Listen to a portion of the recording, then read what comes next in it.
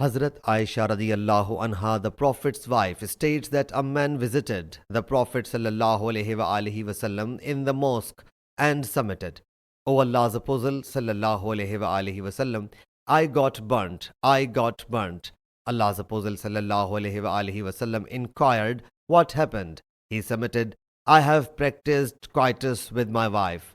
He sallallahu alaihi wasallam said, "Give alms." He submitted, "By Allah Jalla Jalaluhu, O Allah's Prophet sallallahu alaihi wasallam, I have neither got anything nor can I do so." He sallallahu alaihi wasallam thereupon said, "Sit down." He sat down. He was still seated when a man came driving a donkey loaded with food. Allah's Apostle sallallahu alaihi wasallam said, "Where has the burnt one gone?" He stood up. He sallallahu alaihi wasallam said, "Give it as alms." He submitted, "O Allah's Apostle sallallahu alaihi wasallam, someone else us, by Allah Jalla Jalaluhu, we are hungry, we have got nothing." He sallallahu alaihi wasallam thereupon said, "You yourself may consume it." Sahih Muslim Hadees number 2598.